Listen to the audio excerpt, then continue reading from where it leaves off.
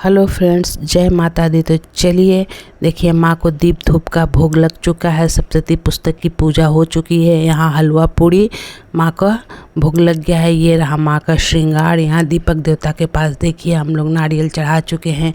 ये रहा हमारा जौ और ये माता रानी बैठी हुई है। माता रानी को भोग लग चुका है। फल मिष्ठान और पंचमेवा का बतासा का जल रखा हुआ है। हमारे शंकर भगवान बैठे हुए हैं।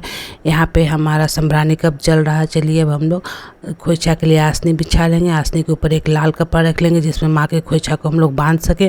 और माँ हमारी 9 देवी हैं, 9 रूप है माँ का, तो इसलिए हम लोग यहाँ पे 9 पान के पत्ते को रखेंगे। 9 जगह हम लोग को खोइछा देना है। तो देखिए बहुत अच्छे से हम लोगों ने यहाँ पान का पत्ता रख लिया। अब देखिए अजूड़ी के बीच वाले भाग से हम लोगों को माँ का खोइछा देना है। देखिए चावल हो, देख रहे हैं ना, बीच से देना है, दोनों हाथ के बीच से निकाल के खोइछा जो भी है। जैसे बेटी को हम लोग देते हैं ना चावल या जीरा, जो भी खोइछा जिससे, देखिए ऐसे दोनों हाथ से, अजूड़ी बोला जाता है हमारे तरफ इसको, वैसे दोनों हाथ के बीच से निकाल के हम लोग सबसे पहले अक्षत भर लेंगे खोइछा में।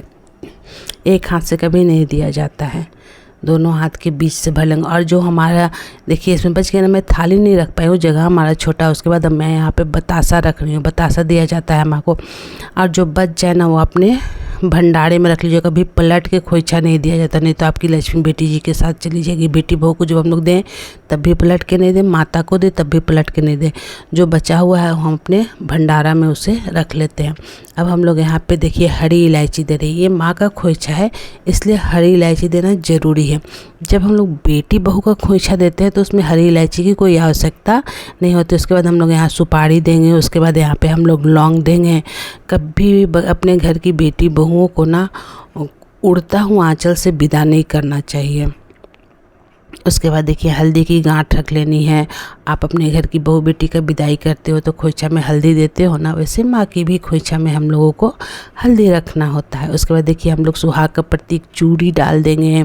आप अपनी बेटी के भी आंचल में चूड़ी दे सकते हो, बहू को भी दे सकते हैं। फिर हम लोग को बिंदी रख देना है।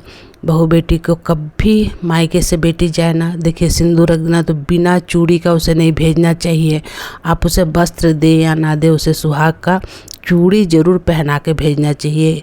उसके बाद देखिए हम लोगों ने सिंदूर भी रख दिया। अब हम लोग यहाँ दुर्वा रख रहे हैं। बेटी के भी खोइछा में ना आप लोगों को दुर्वा ज़रूर देना चाहिए। बेटी को और बहू को कभी बिना खोइछा दिए उड़ते आंचल से भेजना बेटी के लिए तो अशुभ होता है और खुद के लिए भी अशुभ होता है। और ये रहा पैसा। पैसा आप जितना चाहो रख सकते हो। बेटी के भी आंचल में आप लोग पैसा देना। तो ये देखिए हम लोग का खोइछा का फाइनल लुक है। देखिए खोइछा पूरा ऐसे ही भरा जाता है।